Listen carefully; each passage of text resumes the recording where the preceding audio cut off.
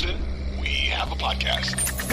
You're listening to the premier Rockets podcast. It's H-Town Hoops, hosted by Brandon Scott and Adam Spolane. It is the H-Town Hoops podcast. I am Brandon Scott here with Adam Spolane. Austin Mendez is producing this thing for us. And we are here at a time where the Rockets are reeling and other teams in the Western Conference are starting to pick things up. And look, the Rockets have, lost a handful of games here, not playing their best basketball. And the big thing for me right now, when we talk about this team, Adam, is that, we can look at their injury issues and we'll talk about this later, how the rotations have been, wonky and how the lineups have been sort of inconsistent at times because of who's been available to them. But the big issue with this team right now is that the defense is no longer, or at least hasn't been as of late, a reliable part of their team identity, a reliable part of what they do. I think that the Tuesday night game against the Indiana Pacers was just a horrible example of what the Rockets want to be. And I think they should be embarrassed by the defensive performance that they put out there. Now, you can credit the Pacers for how they played in that game.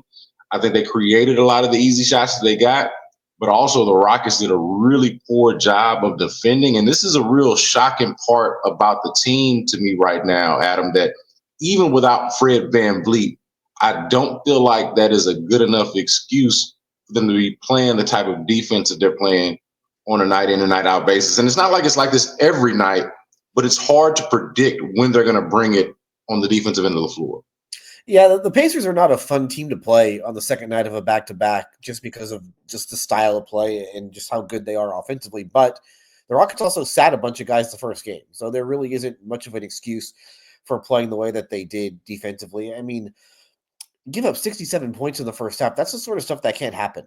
And that just shows a lack of focus, a lack of energy. And when you're not playing well and you're playing against good teams, that's going to beat you. And so you dig yourself the type of hole that they dug themselves last night. It's just going to be really hard to win games. Even the Oklahoma City game, and I know they had 1 million guys out that night, but they didn't defend in that game. They are playing poorly at this point, and it feels like they're searching for things. It feels like they've hit a wall. That's going to happen over the course of an 82-game season. It happened last year, and that was why they weren't in the playoffs last year, was because they hit a wall, I guess, January and February. They were able to get it back in March, and that's what they need now. Like they need to find some sort of a second win from somewhere, and it just hasn't been there. They were second in the West because they played harder than their opponents, and far too often right now it's been the other way. It's been the opponent playing harder than them. Maybe some of that has to do with they were second in the West and all these other teams were trying to play their way into the playoff mix in the Western Conference. So maybe they're you're playing against some teams that are playing with some desperation, whereas you're sitting in a spot where you're not quite as desperate. But they need to start playing desperate now soon, because this lead is whittling down. And you look right now, they're only 4 up. Actually, they're only 3 games up on Minnesota for the 7 seed. And if you're the Rockets, you don't want to go on the play-in when you're going to maybe have to deal with the Clippers in Sacramento, a team that you haven't been able to beat this year. And then there's, Phoenix with their star power looming. So they need to get this together pretty quickly. Otherwise, things start to get a little tenuous. So we were having a conversation on the drive earlier today, and this is even before I got on the show. They I think even opened the show. Their first Rockets conversation was, hey, is it time to adjust the expectations? Is it time to adjust the expectations for what you had, what the Rockets could be? And the way I looked at that was more so in a manner of readjusting the expectation, because I think a lot of it is tied to, a difference in the expectation that you had preseason and the expectation that you might have had once they got onto the start that they had, right? Once they got on to being the number 2 seed, you're like, okay, well, actually, this is a team that could host a playoff series. This is a team that perhaps could win a playoff series. And now you're starting to readjust a little bit to say, you know what? The regression to the mean is actually happening. And honestly, Adam, this team is somewhere around what I think we thought they were going to be, which is something like the sixth or seventh or eighth best team in the Western Conference. The thing that I'm struggling right now with is, hey, they're the fifth seed, and I don't think that they're better than the four teams that are ahead of them. And I got some serious questions about whether they're better than the two teams that are directly behind them, right? Golden State, Minnesota's a team that's proven it in the playoffs, at least far more so than the Rockets have, right? And then, you know, you mentioned Phoenix. There are other teams that are out there. And so it's like, okay, the expectation is sort of readjusted back to what it was originally, that, hey, this might actually be the sixth or seventh or eighth best team in the Western Conference. But I also feel like from a competitive standpoint, that that's not good enough. Like, I feel like it's not good enough to, and I'm not saying anybody's doing this, but I want to caution against this when we start readjusting the expectation. I don't think it's acceptable to just punt on the idea that you could be a fifth or fourth seed. Like, I feel like the Rockets should still be competing in a way that's chasing one of those top four seeds, right? They're the fifth seed right now.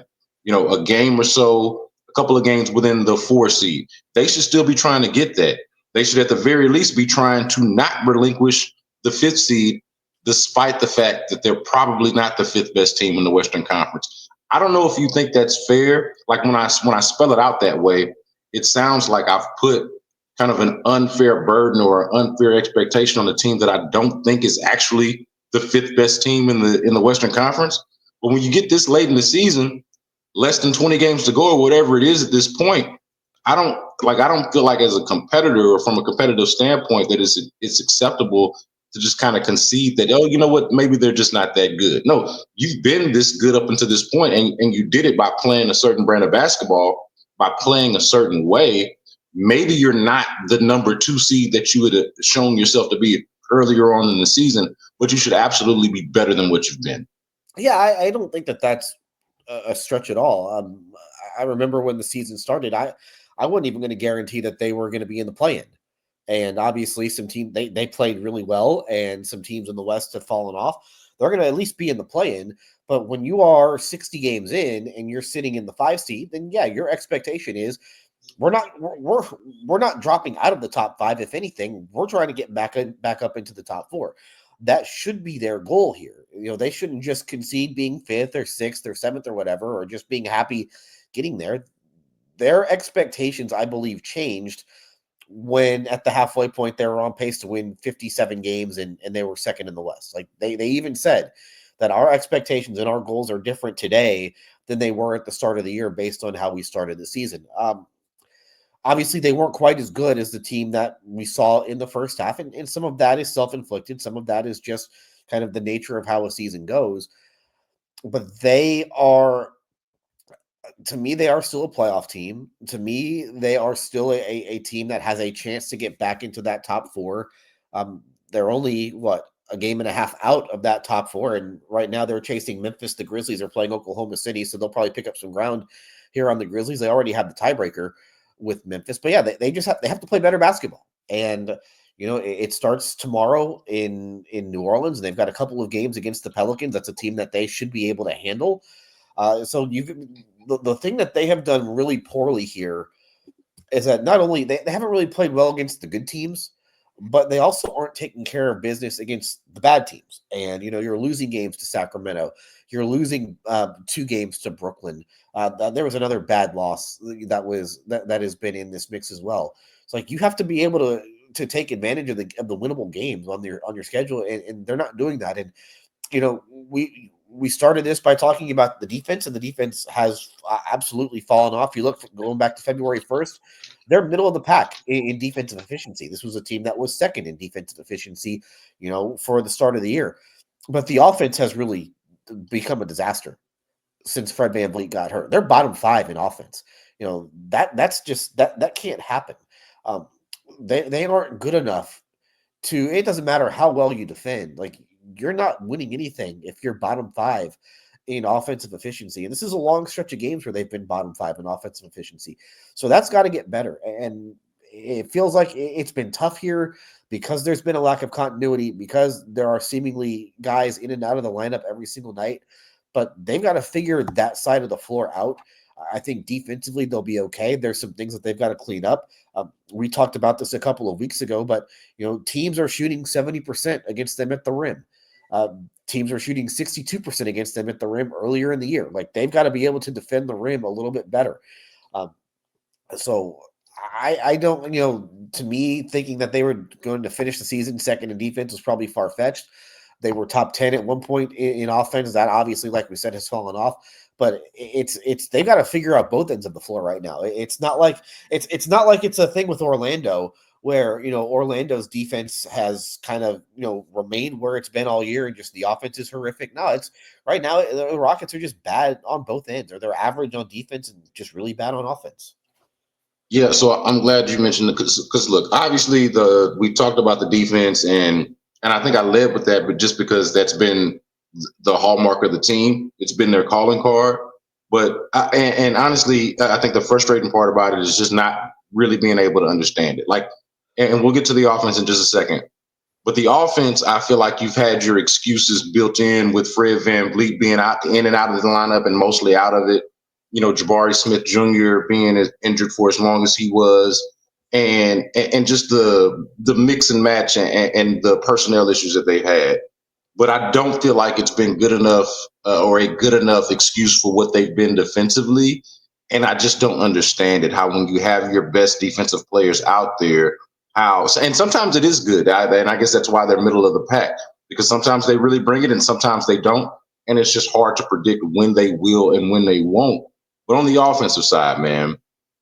Well, let me get to the defense really quick. Yeah, go ahead.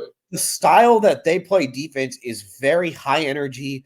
It is very get in your face. It's and it doesn't seem like they've been able to replicate that here. Yeah, that's what I'm trying to get at. Yeah, so let's get to that real quick. Like, what is that?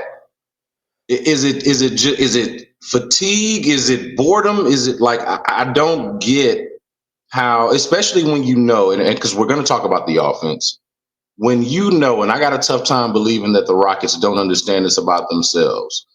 But you're not one of the elite offenses in basketball. Like they know that they're not great offensively. And a lot of what makes them good, what makes them a dangerous team, is what they do on the defensive side. How do you go away from that part of your identity when it's worked for you to the degree that it had up until this point?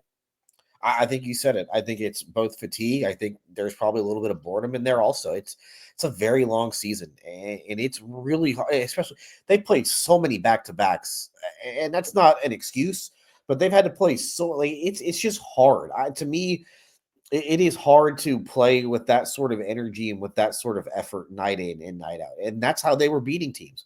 They were getting after you. They were getting after your ass on that end of the floor. And it's hard to me. It's probably hard to do that for 82 games, especially when you've got guys in and out of the lineup. That certainly hasn't helped. They don't have a true rim protector. So that doesn't help your defense either. That's why I think they were they're not quite as good as the team that was second in the West, just because they are missing a really important aspect of defense, being a rim protector. They're not rebounding on the defensive end of the floor at a high enough level. They're the best offensive rebounding team in the league. They are middle of the pack when it comes to defensive rebounding, so that makes you have to defend even longer. So they're not finishing possessions well. So it's a lot of things. To me, they seem tired. It just seems like to me they've hit a wall during this stretch, and they've got to try and find that second wind. So we talked about the offense, or we're kind of getting here at the offense, man. The defense, as I mentioned, no longer reliable, but the offensive identity is a problem. The offensive production is really the main problem. Before we even get to philosophical identity stuff, let's look at how bad the offense is, okay, or how bad the offense has been. You were hitting on it just a minute ago. But since February 1st, Adam, February 1st, the Rockets are third worst in field goal percentage. Only the Brooklyn Nets and the Charlotte Hornets are worse. They are, and it's the same is the case for their effective field goal percentage.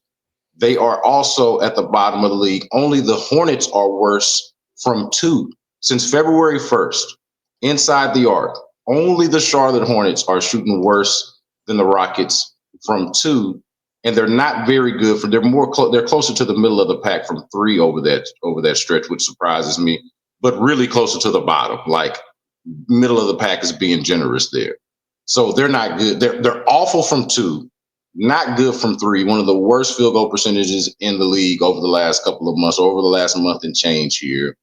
And then, like I mentioned, the offensive identity is a problem, man. What are you seeing? Like I'm seeing a bunch of either they're struggling to get good shots, and even when they are getting good shots, they're not nailing some of these good shots. And then just if we just go to their most recent game, the Pacers game as an example, man, they can't even hit their damn free throws. So like they're missing shots. The offense looks disjointed at times, or unsure of itself, I think is a better way to put it. And then when they do get the freebies, and we talk about this all the time, of like, hey man, Jalen Green needs to get to the foul line and force the issue and get some easy buckets. They're not even hitting those. So it is just, I say all of that to say that it's just an all around mess offensively for the Rockets right now. They have been very inefficient. And obviously, when you're bottom 5 in offensive efficiency, it is very easy to say that. The culprits, though, it's pretty simple. Jalen Green is shooting less than 43% from the field since February 1st. He's not getting to the free throw line very often, just less than 4 attempts a game. But when he's getting there, he's shooting 67%. Alperen Şengün, since February 1st, less than 50% from the floor. And that's with an uptick, over these last couple of games. He's been a lot better. Let me, for the month of February, Alperen Şengün, and of course this screws up. In the month of February, Alperen Şengün from the floor was 46%. That's not going to work. And he's 67% from the free throw line. And again, he's been a little bit more efficient here the last couple of games, but he's turned the ball over the last couple of games, 10 turnovers in the last 2 games that he's played. So he's got to be better. Like your 2 best players right now that are healthy, Şengün and Green, simply have to be better. I don't think it gets any more simple than that. Alperen Şengün, people get mad whenever you criticize Şengün because I don't know why, but he's an all-star and he has to play like an all-star. And when you're missing your point guard, you need guys to step up. Jalen Green has to step up and be better. Alperen Şengün has to step up and be better. He had the game against Sacramento. He was very efficient offensively. It was one of his more efficient offensive nights of the season. But then he turns the ball over 6 times and he plays poor defense. Last night, did not play good defense. He was efficient from the floor, but he's got to give you an all-around game, and he's not doing that right now. So both, to me, it's him and Green have not been good enough during this stretch without VanVleet, and you're asking other guys to do stuff that they probably aren't quite ready to do. Amen Thompson's been okay. He hasn't been. I think that he's had to play a lot of minutes. I think that that's worn on him a little bit.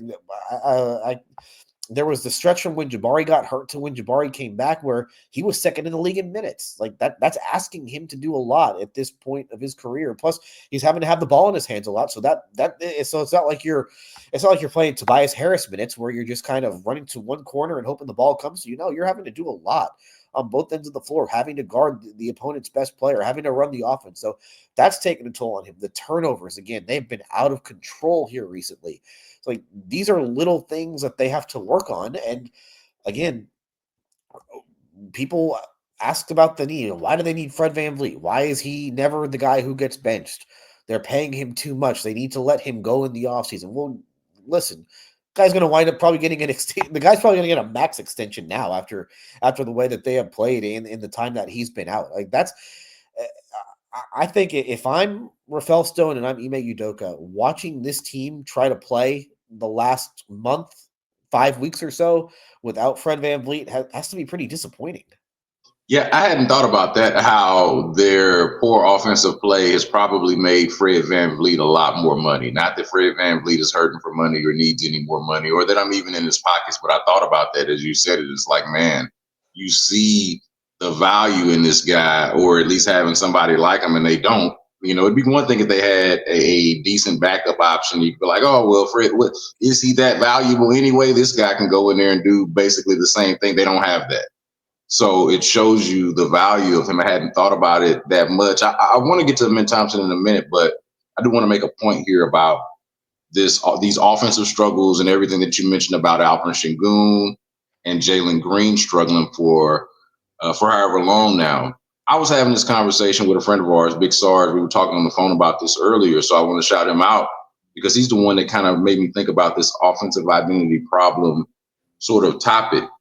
And this is my spin. This is not his spin on it. This is my spin on it. But it just feels like we know what their offensive identity is or can be or what their offensive options are, right? It's some pecking order of Şengün, Jalen Green, and of course, Min Thompson has emerged over the last couple of months or so. You know, whenever Jabari Smith went down, he has emerged as like a third option and sometimes maybe even better than that. You know, somebody that they've designed plays for at the end of games.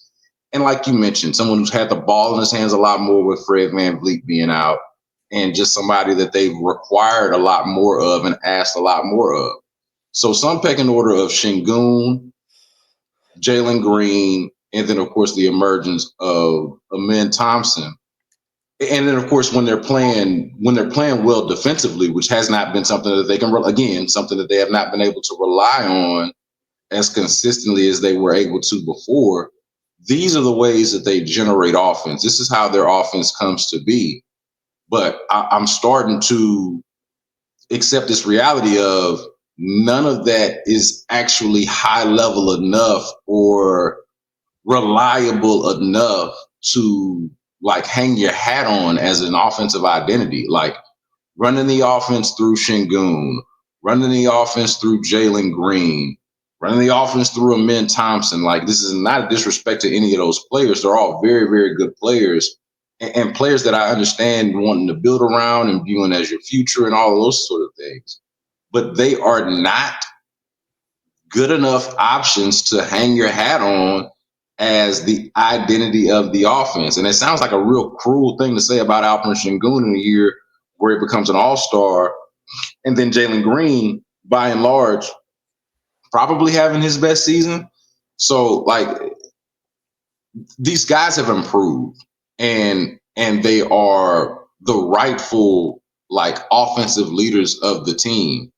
But the fundamental question of how good is that? What does that get you? It's a question that's rearing its ugly head for me right now with the Rockets because it's like, yeah, okay, you can run this offense through Şengün. Okay, well, is that going to be high level enough of offense? Do you have the shooters around him to actually really rely on that? Okay, run this offense through Jalen Green, who on any given night can be the very best player on the floor. But that's on any given night. That's not necessarily night in and night out. I don't know what they have that is just like airtight and reliable in terms of an offensive identity right now. Here we are. They're middle of the pack for the entire season. And for the last 5 weeks, they're in the bottom 5. And so I think at times those two guys have shown that they can be a guy and they can be a high level option for you, but they aren't doing it right now. And maybe that's, Jalen Green's been banged up this whole season, but he plays every single night. But maybe he needs to sit down. Maybe Şengün. We've talked about Şengün, and he's been dealing with the back here recently. Maybe he needs to sit down. I don't know what it is, but Green flashes, and you see it. It can be so good. Yeah. But then you get into this last 5 weeks where they really needed him, and he hasn't been good enough. This says to me, Şengün was much better last year. Şengün just has not been nearly as good this season as he was last year. Hasn't been as efficient, hasn't been quite as impactful. Why is that? I don't know why that's been the case this season, but you know what Şengün I'm looking for, Adam? The version of Şengün that I'm looking for. You remember that night last year, and I know it was a rookie version of Wemby, but we were there together at Toyota Center. Yeah, when he scored the 41. When he scored that 41 on Wemby, that was the night where I was like, okay, the Şengün thing is real. It's not just like niche fans who like are trying to gravitate to a particular player. Like that was the night I remember saying, okay, the Rockets are cooking with grease here with a central figure, with a star player, and it just has not. I'm not saying he hasn't had really good games or hasn't had a good season at all, but I have not felt that way about. And I know he got hurt not long after that, right?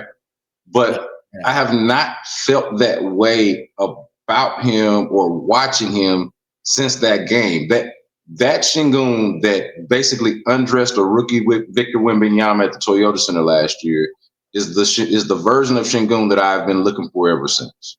He's been fine this year. I think that he has been perfectly fine. He has been really good at times. There have been some other times where he has not been quite as good. And for me, it's just been the efficiency. It's been your center shooting less than 50% from the field. Like that wasn't happening last year. I want to go and make sure I have the numbers right for him this season. 49.2% from the field overall this season. Last year, he was at 50. He was almost at 54% last year. The free throw shooting has not improved the way I think they thought it would. He's right at the same number that he was at last year with exactly the same number of attempts. The 3-point shooting is actually the worst of his entire career. So there just hasn't been an efficiency with him that you need from that position. You go from 54% to 49%. It doesn't work. It doesn't work for that position. And there have just been too many games where I'll look up and he's 3 for 8 from the field, or he's 1 for 5. He's not starting games well enough, and so he's their all-star, and they need him to play like he's an all-star. And until he does, it puts them in a really tough spot. So whether it be him, whether it be Green, for these last 20 or so games, however many games they have left, they need those guys to just simply be better. It's not about Jabari Smith. It's not about Dillon Brooks, who's having probably the best year of his career. It's about your stars. It's about the guys that you gave all the money to before the season started. Those guys have to be better. They have flashed, but they just haven't been able to do it enough this season and do it at a high enough level this season. Yeah, and that is a narrative that is real, and something that we've been talking about, and something that I think is important. Just the larger Rockets conversation is, what are the stars ultimately, and what do you get out of them?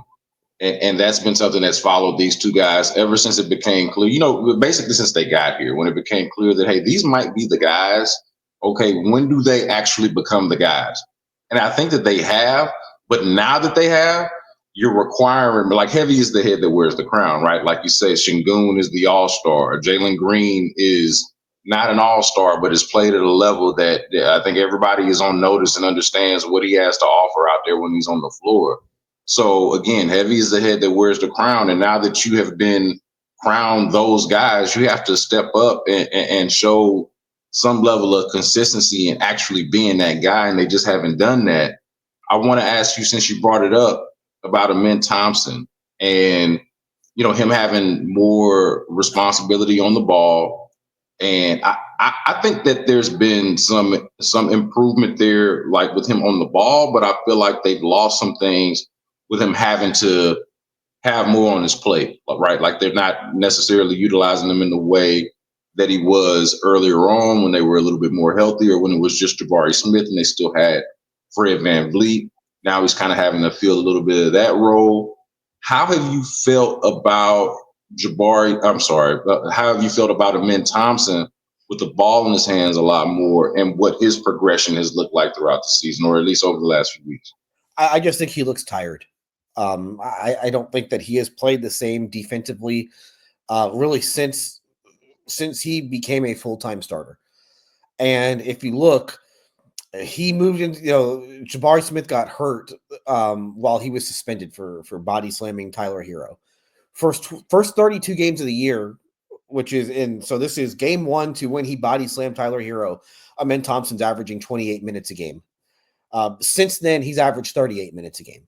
Like, that's a huge increase in minutes. Like that, and it's not like I said earlier, it's not like they've been easy minutes. It's not like he just gets to sit in the corner on offense, or they hide him defensively on a bad player. No, like, he's in the middle of everything. He's guarding the other team's best player or second best player. He's bringing the ball up and having to initiate offense. Like, that takes a toll on you. So having to do that and play 10 more minutes than you've had to play in an NBA schedule, to me, that's taken a toll. And I don't think that he is guarded nearly at the same level as he did before the suspension. And again, the team's defensive numbers bear that out. Like, the team is not defending nearly as well as it did earlier in the year. And it's not all Min Thompson's fault, but I do think that him having to take on the load that he's had to take on here the last couple of months has hurt him.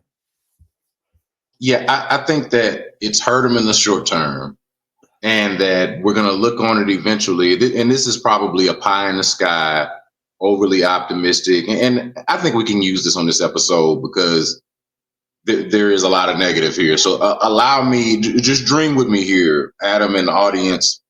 Y'all dream with me for a little bit. I suspect that this is going to help him in the long run. And this is valuable experience that he's getting, not terribly dissimilar to the valuable experience that the guys that are just a couple of years ahead of him were getting a couple of years ago when Alper Sengun and Jalen Green were playing all of the minutes that they were playing. Put Jabari Smith in the same mix there, like having to just kind of play through some of those struggles, whether it be fatigue or the league figuring you out a little bit, you figuring out yourself and what your adjustment is to the adjustment. Like, these are, with Amin Thompson specifically, like, we just isolate to him, these are the growing pains that I'm actually okay with, and I think can actually be a positive for him in the long run. But we're not in the long run yet. The difference between Amin Thompson's development or Reed Shepherd's development is that it's coming at a time where the team is actually trying to be competitive. It's coming at a time when they've actually kind of upped the ante a little bit in terms of what the stakes are. And so you don't necessarily have the same level of time and patience for it. It's like, hey, man, Amin Thompson is, like, we were having a discussion a couple of months ago about, how quickly will he become their best player if he's not already their best player? All right, well, once we start talking about you like that, we expect you to also show a certain level of consistency, or at least play to a certain standard. And he hasn't always necessarily been able to do that. But I would use a similar comment with him that you used with Alper Sengun. Like, I think all things considered, he's also been fine. Like, when you consider what the limitations are in his game and what it is that he actually brings to the table, I feel like he's been fine as well. If there's a disappointing part about it, or about how the experience has sort of materialized over the last several weeks or so, it's the part that you talk about like with the defense, and that's the team overall, not just Amin Thompson, but the team overall, and then him specifically. Okay, that's the one thing. Like, the shooting's not necessarily there. He's still developing as a creator and as a ball handler and all these other type of things. And you're willing to be, or should at least be willing to be, as patient as possible with that. But the thing that you expect to be consistent and to have on a night in and a night out basis is Amin Thompson, elite level defender. And it hasn't necessarily been that. I'd still rather have him out there than not. And you're still going to give him the toughest assignment, because I think he's, even in a dry spell, is probably your best defensive player, particularly on the perimeter. But it has not necessarily looked like that as of late. Well, just think about this. Think earlier in the year, they would play 4 games. They play 4 games in a week. All right, he's playing. He's playing 4 games in a week back in December. Now he's playing 4 games in a week here in March or February, and he's playing 10 more minutes a game. So that's an extra 40 minutes that he's having to play in a given week. That's like playing a 5th game in 7 nights, essentially. So you can talk, and he talked about this a few weeks ago. Like, yeah, he stays in great shape. Obviously, he gets his sleep and all that stuff. But you don't know what it's like to play 40 minutes a night in an NBA schedule, with the grind of all the back-to-backs and the travel and everything that comes with it, until your body actually goes through it. It's the same thing in baseball. Like, you don't know what it takes to throw 200 innings until you actually throw 200 innings, and you don't know how your arm is going to react to that when you do it the first time. Same thing with your body when you're trying to play as much basketball as he's had to play here lately. So I do think that it is a good thing that he's having to go through this now. but I do think that it has also taken its toll, and that will help him moving forward. He will go into next season knowing exactly what it's going to feel like, and his body will be better prepared for that whenever next season starts. That's the hard part about relying on young players, because they're going through so many things for the first time. They're playing 82 games a lot of times for the first time. They are playing, an NBA game is 8 minutes longer than a college game. It's 16 minutes longer than a high school game. You're playing in college, you play 2 games a week usually. In high school, you play 2 games a week. In the NBA, you might play 5 games in the stretch of 7 days. Like it is, and the season is obviously much, much, much longer. So you have a guy in Thompson, and there are other guys obviously on this roster that are going through it. I mean, it's hard. It's hard to go through this when you've never had to go through it before. So to me, I think you would love for him to be able to defend at a high level every single night. But also, man, it's hard. It's hard to do that in the NBA. It's just not one of those things that's really, really tough to do. Where do you think the Rockets finish this season? Like, just as a thought exercise, like, they're the 5th seed right now. They've been as high as the 2 seed. I said earlier in the show here that I think they're probably something like the 6th or 7th best team in the West, even though I don't think that's an acceptable way to look at it in terms of what the goals should be and how they should finish, given how the season started.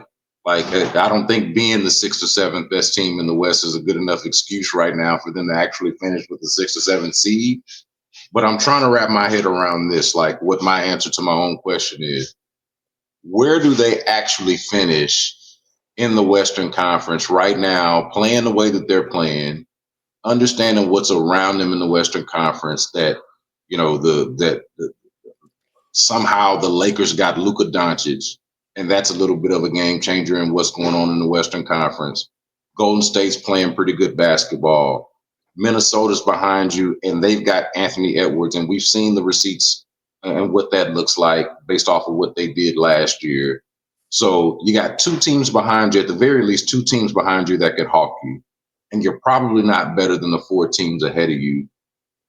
I don't want to say it's a team without a country, but I don't have a good sense right now for what my answer would be to this question. I'm curious what yours is. Where do the Rockets finish at the end of the season? The schedule eases up, and I'll just run through because they're in New Orleans tomorrow, Thursday, and then they play 1, 2, 3, 4, 5, 6. Hang on, let me count again. 1, 2, 3, 4, 5, 6 straight at home, and all 6 of these games they should win. Like, let's just be honest. So this next stretch should be a time where they can pile up wins at New Orleans, home Orlando, home Phoenix, home Dallas, home Chicago, home Philadelphia, at Orlando, at Miami.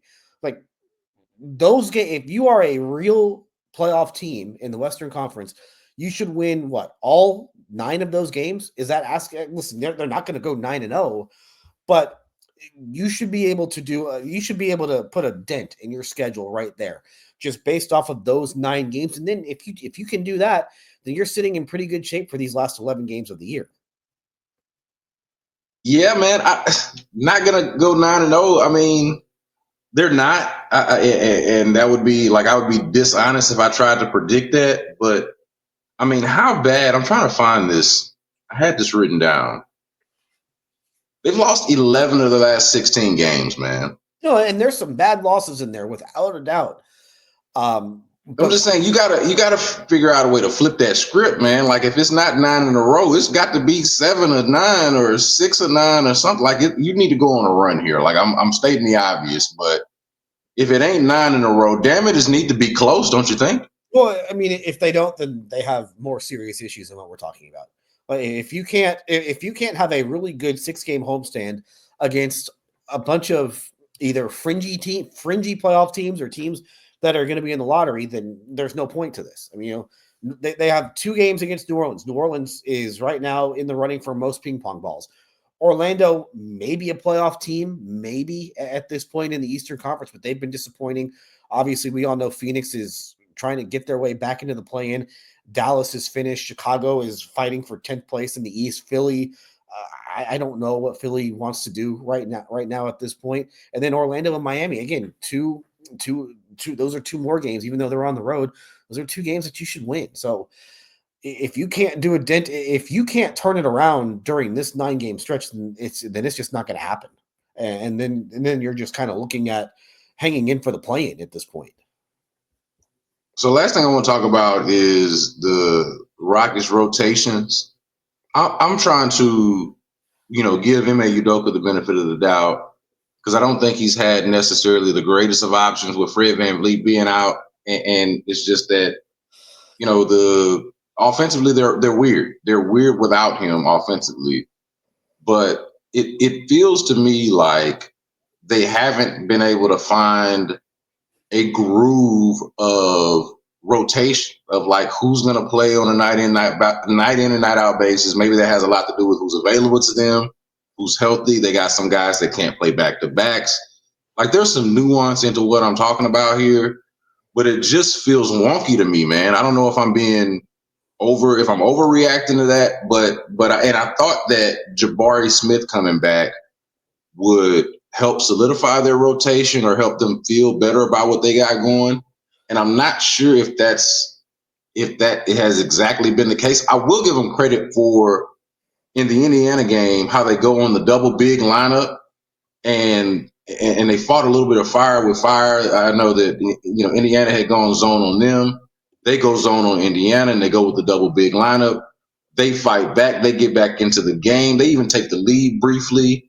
And then, they go cold in the fourth quarter and can't knock down a shot. But like I want to give Ime Udoka his credit for, recognizing a rotation or a lineup that worked for them that given night.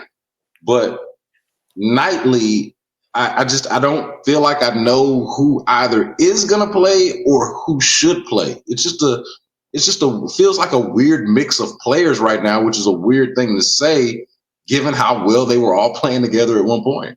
Well, it's been hard since Jabari has come back because he's come back during this stretch where it just seems like everything's a back-to-back. And what's happening in these back-to-backs is that Tari Eason's not playing both games. And so when that happens, it's really hard to find continuity. When the starting lineup changes night after night after night, and when your first guy off the bench is always changing, like you just don't have any cohesion at this point. And when they were playing really well at the start of the year for those first 2.5 months, they were remarkably healthy. We talked about that. They were remarkably healthy at the start of the year. And the way the NBA works is you're not going to stay remarkably healthy the entire season, and that's what they're dealing with right now. They have certainly had some trouble trying to figure out, just trying to juggle the rotation. I mean, when you have 4 starters out in Oklahoma City the other day, it becomes difficult. Like you're a lot of times you're grasping at straws. They closed the game before the All-Star break with all bench guys. It's Nate Williams was with that closing group against the Warriors. So it's tough when you just have no consistency with who's playing night in and night out. And so I think that when Jabari Smith came back and when Fred VanVleet came back on Saturday, there was a feeling of, okay, we got everybody back. Now here we go. The season, we can officially kind of like restart the season. And then what happens? Very first play of that Sacramento game, Fred VanVleet steps on JB DeRosa's foot, and now he's missing another week. And it seemed like the whole team was on the injury report going into that Oklahoma City game. So, like, this is a team that has had their full allotment of players once since the middle of December, and I don't know when the next time is going to be where they have all their guys together at this point. Yeah, it's a weird mix and a weird vibe. I will say, since you mentioned the Oklahoma City game, the Reed Shepherd minutes, you could call those garbage time minutes because he played as much as he did because of what the health situation was. But off the strength of how he played in that game, I thought he earned himself some minutes in the Indiana game. I don't feel like Reed Shepherd is developed enough to where he either is going to be playing or should be playing once the games or the more meaningful the games become and the more meaningful the minutes become, and they're pretty damn meaningful right now as is. But I do feel like there's some kind of positive in that. Like, we talked about Reed Shepherd, how, he needs to play and needs to gain his confidence and needs to be more aggressive. And I feel like we're starting to see a little bit of that. I don't know if too little, too late is the right way to characterize it, but kind of similar to Amin, but Amin is just a much more important player for them right now. But they don't really have time to like develop him or to wait on him to figure things out. And I kind of wish that they did in some ways, but I do feel like you saw some positives in the fact that Reed Sheppard was able to have his best game against the best team in the league, or certainly the best team in the Western Conference. Like I do think that is a bit of a silver lining, even if I'm being honest, Reed Sheppard shouldn't be out there playing that much. It's hard to develop players, to give young players minutes on good teams. It's really, really difficult to do. And, you wonder how things would be different for him if he joined the Rockets 3 years ago instead of this year. Like he would have had the opportunity to work all this stuff out on the fly in kind of a no, even though the lights were on, it still was a no pressure situation for Jalen Green and Alperen Sengun. And, there were no stakes. There are stakes now, and so that's just going to impact the minutes. And you have a head coach who wants to make the playoffs, and you're just not going to hand Reed Sheppard minutes until he earns them. And I think for a lot of people, that's what is great about Ime Udoka. Like that was, Ime Udoka saying, no, if you want to play, you're going to have to earn it. That's good. It's not necessarily great for a rookie, but hey, that's life. That's life in the NBA. If he was given an opportunity early in the season and he didn't play well enough, and because of that, he wound up getting taken out of the rotation. For me personally, I thought what they did on Monday is something that they probably should have done a while ago. Like, just throw him out there. Just say, hey, here's 8 minutes in the first half, 8 minutes in the second half. Let's see what you got. And that's something that I would probably do with him a little more often. But again, they're in a situation now, especially as they've kind of lost a bunch of games here lately, where every minute matters, every possession matters, and you're trying to make the playoffs. You're trying to do damage in the playoffs, and one possession could be the difference between playing game one at home or playing game one in LA. You never know. So, like, I get where they're coming from with this.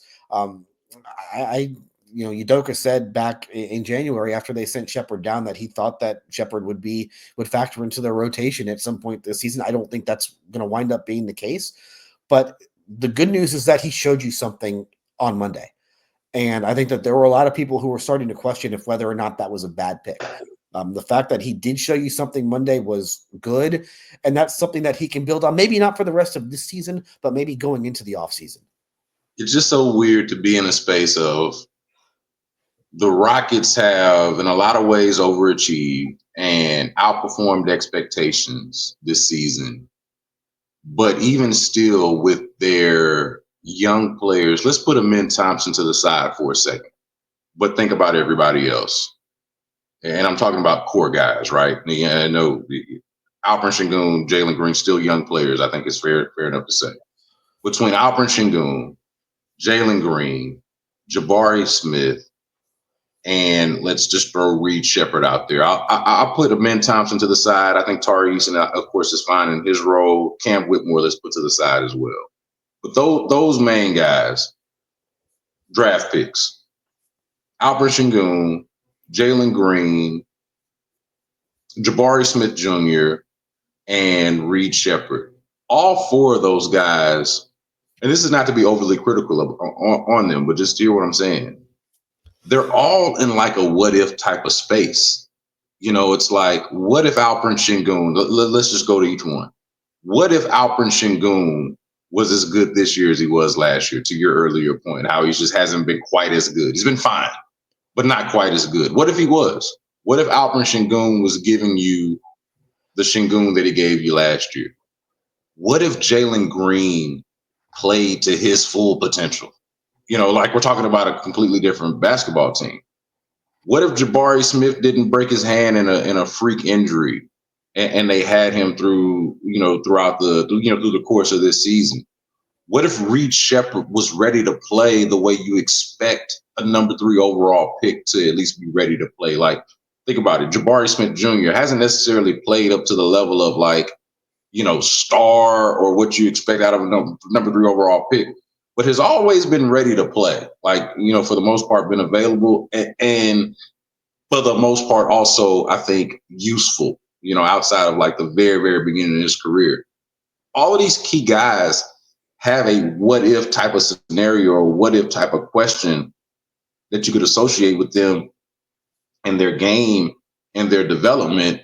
And the answer to the what if needs to be a positive one, obviously, for them to get anywhere close to where they're trying to go this year. Like, it's a young team that has some veteran leadership on it, but they're only going to go as far as, starting with Alperen Sengun and Jalen Green. But really, like the totality of it, like they're only going to go as far as these young guys take them. So, like, I say all that to say, they got to brush off some of this what if and start answering the question and start answering the bell, kind of to your earlier point. Like, you need your stars 100% to step up in moments like this. The more the games matter, heavier is the head that wears the crown. Yeah, and they've got 20 games here to try and figure things out. And I think for the main two guys, like how far they go, whether or not they make the playoffs or they win a playoff round, I think it's going to come down to those two. It's going to come down to Jalen Green. It's going to come down to Alperen Sengun. Yeah, 100%. Now, you were just getting at this. Let's look at this schedule, man. You were talking about this earlier in the show. Schedule's about to lighten up. All right. They got home and home with the Pelicans. And I don't want to get ahead of myself. Like, if they could just take care of the 2-game series against the Pelicans, sweep the Pelicans, start there. You want to get back on the winning track, Rockets, you can start right there by not embarrassing yourself either at home or on the road against the Pelicans in these next 2 games. So Thursday night against the Pelicans in New Orleans, then Saturday night against the Pelicans at home. You need to win both of those games. To me, those are non-negotiables. I don't even want to talk about what if you lose or how you can lose. You can't lose those games to the Pelicans, just flat out. Not if you're serious. Not if you're dead set on or hell-bent on being a serious outfit. You're not losing those games. The Magic after that, next Monday at home. The Magic earlier on in the season, kind of a similar, maybe you might say a similar trajectory with the Rockets, like a young team that's emerging that might make some noise in the Eastern Conference. No, turns out that that's not the case. They're not, they have a chance to be a playoff team, but they're not a very good team. They're a below 500 team. You should beat the Magic at home. You got the Suns. You handled business against the Suns a few weeks ago, right before the All-Star break. You and I were both around for that. We know that the Suns are a bit of a disaster, even though they do have talent. You need to be able to take care of that game. I know you said they should go 9-0, but I'm going through some of these, man. I just gave you 2, 3. All right, there are 2, 3, 4. There's the Pelicans twice, the Magic, the Suns. You got the Mavericks at home after that. Okay, Dallas, we understand, has become a disaster with their trade/injury situation. This should be like a get right type of week, right? I just rattled off 5 or 6 games that should be winnable without even getting ahead of ourselves. It is, I think, goes without saying, but I'm just going to say it anyway. It is time to take care of business. Absolutely right. Against these teams that we're talking about, these inferior outfits that they're going to be going against. Yeah. If you're serious, these are games that you win. And it doesn't mean that, the games can't be closer. You might not play your best, but you should still be able to win these games, especially the home games. I mean, there are too many teams during this stretch that either aren't competitive or aren't necessarily trying to be competitive. Yeah, let's revisit after that Magic game. So they play the Magic at home March 10th, Monday, March 10th, and then they have a day off on Tuesday before they pick things back up at home on Wednesday against the Phoenix Suns. We can talk Tuesday and see where we are at that point. At that point, they will have played 3 games, right? The 2 games against the Pelicans and the 1 game against the Magic. Maybe we're singing a different tune. Maybe they are closer to playing their brand of basketball and starting to look like a serious playoff team, or at least one that, like, I would like for the Rockets to at least go back to being, and I don't think that they're this right now based on how they're playing. Based off of how they're playing, I don't think they're this right now. But I'd like for them to go back to being, if not like a team that is threatening to host a playoff series, at the very least be the team that the other ones don't want to face. Right? Like, didn't it seem like at some point, like wherever the Rockets fell, they were frisky enough to where, like, man, I don't know, like I'm still picking OKC, or I'm still picking Denver, or I'm still picking the Lakers, or like whoever it is that they end up matching up with. Maybe you're still picking the other team, but you're like, man, the Rockets are going to make that series really interesting. They defend well enough to where they can be really frisky. They got enough talent to where, like, even if they don't know what the hell they're doing at times, the talent of a Jalen Green and Alperen Sengun and Jabari Smith and all these guys and Ben Thompson and all these guys, the talent of them alone is threatening for anybody. Like, you don't feel that way about this Rockets team right now, and I need them to get back to that kind of time. And look, these next couple of games against the Pelicans, and of course they got the Magic after that. We'll talk on Tuesday, and we'll see if they look anything closer to that, man. Yeah, sure. All right, man. This is the H-Town Hoops podcast. I'm Brandon Scott. That's Adam Spolane. Austin Mendez is producing this thing for us. Make sure that you subscribe, rate, review. Tell people about the H-Town Hoops podcast. We do this every week. We also appear, I should mention this, I never talk about this on the podcast, but we also appear on this little radio station that they got called Sports Radio 610. You can catch Adam every week on Wednesdays within the loop. You do that at 10:40, right? You're 10:40 in the loop on Wednesdays. I am Tuesdays at 11 on In the Loop, and I do a Rockets report with The Drive on Wednesdays as well at 4:40. So make sure you check us out on the radio throughout the week, and of course, show all the love to the podcast that you possibly can. We're going to do this again next week. Circle back and see if the Rockets have made any improvement in the next 3 games. But until next time, for Adam Spolane, for Austin Mendez, I am Brandon Scott. This has been the H-Town Hoops podcast, and y'all be good.